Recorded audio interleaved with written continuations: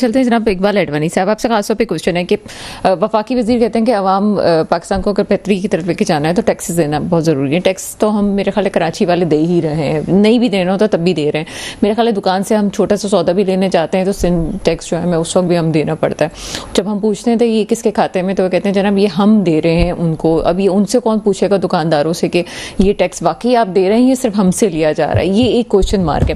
دوسری بات امپورٹنٹ چیز جو آپ سے ہم پوچھنا چاہتے ہیں وہ یہ کہ ٹھیک ہے عوام ٹیکس دے گی، کیا اشرافیہ بھی اتنا ہی ٹیکس دے رہی ہے؟ کیا ملک میں پراپرٹی ٹیکس ویسے ہی لیا جا رہا ہے جو سب سے زیادہ امپورٹنٹ ہے؟ کیا زمیندار بھی ویسے ہی ٹیکس دے رہے ہیں جس طرح سے ہونا چاہیے؟ پوچھنا چاہوں گی آپ سے اس حوالے سے. دیکھیں، ٹیکس دینا چاہیے، اس سے کوئی انکار نہیں ہے، لیکن پرابلم کیا ہے کہ آپ نے دیکھا ہوگا کہ ہر وقت ٹیکس بڑھایا جاتا ہے، ٹیکس دیا جائے، اور یہی پوری دنیا میں ہم لوگ یہی ڈھنڈورا پیٹتے ہیں کہ پاکستان میں ٹیکس نہیں دیتے ہیں یا ٹیکس دینا چاہیے، بڑھانا چاہیے. اور IMF آ گیا، کوئی بھی ہے، لیکن صرف ٹیکس عام آدمی، غریب آدمی سے ٹیکس لینا ہے کہ سب سے لینا ہے؟ سوال یہ ہے. سب سے ہم لوگ نہیں لیتے. ہم کسی کو کس چیز میں سپورٹ کر دیتے ہیں، کسی میں کس چیز میں دے دیتے ہیں. عام آدمی سے ہی ٹیکس لینے کی بات ہوتی ہے. اور دوسری ایک میں چیز بتاؤں، IMF ہو گیا، آپ نے ہمیشہ ان سے سنا ہوگا ٹیکس لیں. آج تک کبھی کسی نے یہ کہا ہے کہ جو ہماری بیوروکریسی ہے، جو ہمارے سیاستدان وزیر وغیرہ ہیں، یہ اتنی مراد کیوں لیتے ہیں؟ ان کے اوپر کیا ہے، کیوں مراد لیتے ہیں؟ جس ملک کا خزانہ خالی ہے، جس ملک میں کچھ ہے ہی نہیں، وہ اتنی مراد کیوں لیتے ہیں؟ ان پہ کیوں کنٹرول نہیں کیا جا رہا؟ ان کے اخراجات کو کیوں کم نہیں کیا جا رہا؟ صرف بس اگر آپ کو ڈیفیسٹ آیا، آپ نے ٹیکس بڑھا دیا، عام آدمی سے لے لیا، سیدھی بات ہے، ہر چیز میں ٹیکس لے لیا.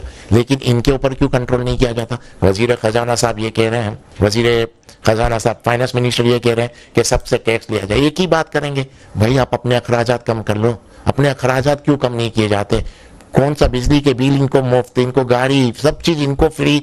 تو مقصد کیا ہے کہ صرف یہی جو ٹیکس ہم سے لیا جا رہا ہے وہ صرف ان کے لیے لیا جا رہا ہے؟ یہی مقصد ہوا؟ یا اپنے اخراجات کم کریں، یہ کیوں اتنا کچھ لے رہے ہیں؟ میں نے تو یہی دیکھا ہے، جب بھی دیکھو ٹیکسز بڑھا دیے جاتے ہیں، اخراجات اتنا ایڈوانس ہو رہے، اتنی ہائی فائی ٹیکنالوجی آ گئی ہے. جو بعد میں آپ لوگوں نے کہا تھا پروٹوکول سے، یہ ہر چھوٹے چھوٹے کام میں 50 گاڑیاں لے کر پروٹوکول لے کر چلے جاتے ہیں. اس کا ایکسپینس کون دیتا ہے؟ مجھے تو لگتا ہے کہ ایرانی صدر بھی وہاں جا کے کچھ دنوں میں شاید یہ بیان کسی کے سامنے آ ہی جائے ایران کی طرف سے کہ ہمارا شان و شوکت دیکھ کے تو وہ ویسے بھی پریشان ہوئے ہوں گے کہ کیا ہماری. میں یہی سمجھا رہا ہوں، ہمارے اخراجات دیکھ کے لوگ دوسرے ملک یہی دیکھتے ہیں کہ ہمارے منسٹر کس طرح زندگی گزار رہے ہیں، ان کے منسٹر کس طرح زندگی گزار رہے ہیں، اور وہ ہم سے آ کے لون مانگتے ہیں، ہم سے آ کے امداد مانگ رہے ہیں، اور خود ان کے اخراجات دیکھو. یہی تو سب سے بڑا پرابلم ہے.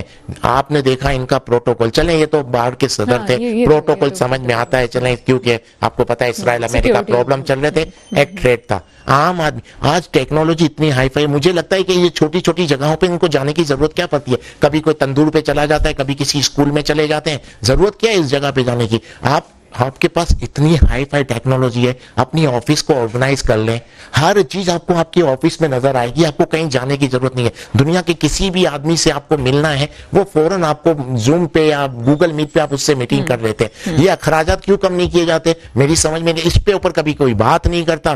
فائنانس منسٹر آئے گا بس ٹیکس کریں، بھائی ہاں کریں، ٹیکس لیں آپ سے. آپ کو میں بتاؤں کراچی کے حوالے سے جو آپ نے بات کی، اتنا ڈونیشن دیا جاتا ہے، اتنے چیزیں چلاتے ہیں کراچی کے لوگ، اتنی خیرات بانٹتے ہیں، وہ ٹیکس کیوں نہیں دینا چاہتے؟ وہ ٹیکس دینے میں کیوں گھبراتے ہیں؟ ان کو پتا ہے کہ ان کا ٹیکس صحیح جگہ یوز نہیں ہوتا.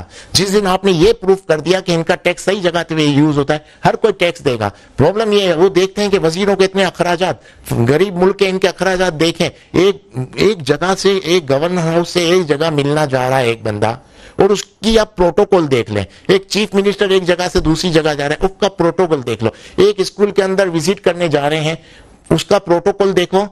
اور کہتے ہیں کہ ہم غریبوں کے لیے کام کریں گے. جس اسکول میں وہ جا رہے ہیں اس کے آس پاس جتنے ٹھیے لگتے ہیں جوس والے کے، چپس والے کے، وہ سب بند ہو گئے، پورا علاقہ بند ہو گیا. اور وہ صرف کیا، اور اس سے پہلے جب وہاں پہنچنے سے پہلے 50 میڈیا والے کیمرہ لے کر چلے جاتے ہیں. اس طرح کی ایڈورٹائزمنٹ پوری دنیا دیکھتی ہے، اور پھر ہم ان سے امداد مانگتے ہیں تو کون دے گا؟